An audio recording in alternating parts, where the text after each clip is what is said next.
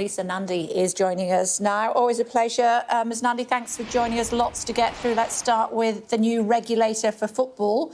How will it change the beautiful game?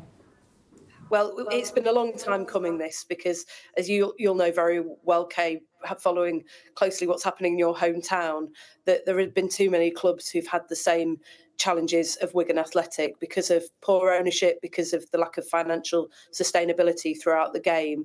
There have been far too many clubs that have gone into administration or faced financial difficulties.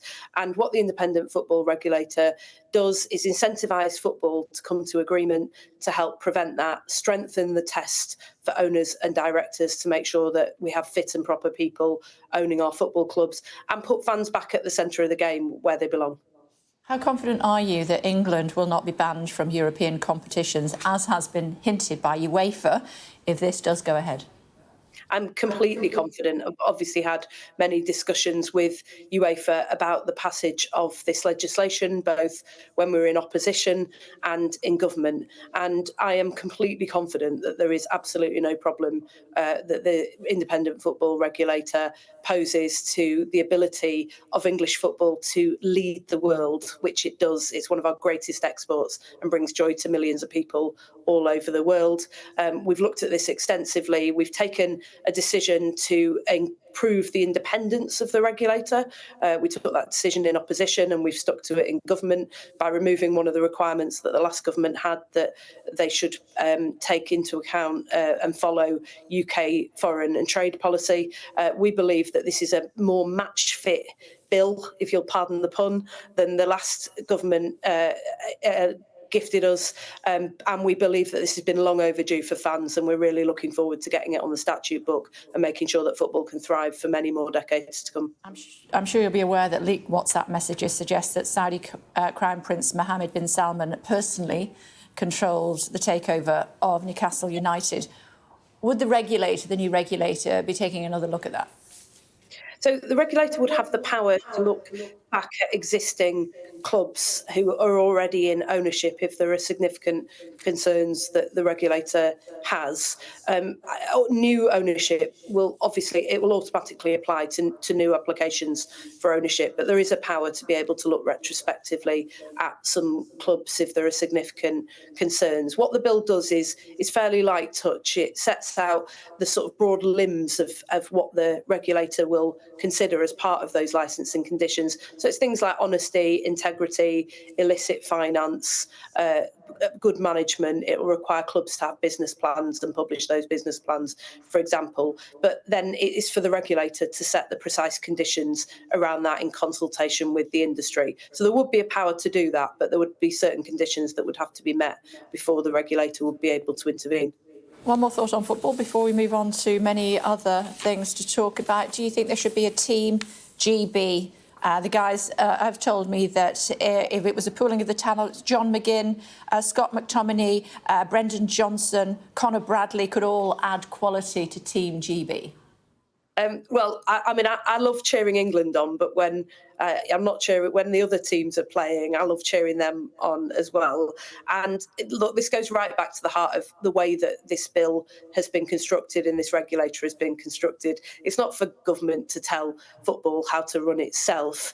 And so the way that we've constructed this is that we incentivise the regulator, we incentivise football to come to its own agreement. And if it doesn't come to its own agreement, the independent regulator steps in. But I think my constituents in Wigan and most people around the country would take a very dim view of if the government started trying to reorganise football. So I'll leave that one to football itself.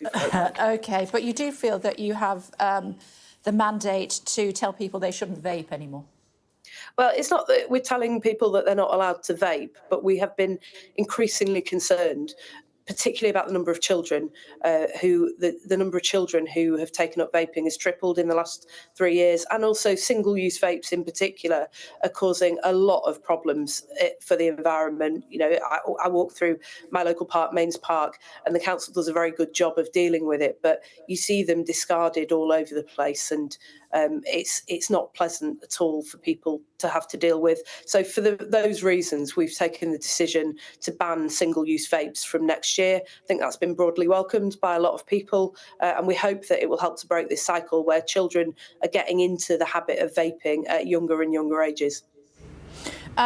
Workers' rights bill relaxes restrictions on trade unions, a simple majority rather than at least 50% support for a strike being called, a mandate for strike extended from 6 months to 12 months. Instead of 10% recognition for unions in the workplace, it should be lowered to 2%. How does that help employers? Well, it helps because workers are an essential part of a healthy, functioning business. And I've seen so many examples of that for myself. You know, really good employers like Heinz will often involve their workers in decisions when they're facing significant challenges and will find better solutions as a result. I've seen the headlines this morning that suggest that somehow this will increase the number of strikes. I have to say, particularly to those Conservatives who are critical of granting workers proper rights in the workplace, that last year we lost the most working days to strikes since the 1980s under a Conservative government. What this measure does is essentially bring trade unions into line with how we're elected as members of Parliament. Nobody's suggesting that every member of Parliament has to have over 50% of the vote. We don't. These restrictions were never necessary, and we've shown by resolving the junior doctors' strike very early on that if you treat your workforce as partners rather than enemies, then you get much better results. Businesses have always known that, but now you have a government that knows that too. Especially if you've got a big checkbook. Other beans manufacturers are available, I should just say. Speaking of workers' rights, could you give me, here it comes, a definition of a working person? Yeah, well, when I think about working people, and particularly the challenges that they face, I think about the factory workers at the said beans manufacturer.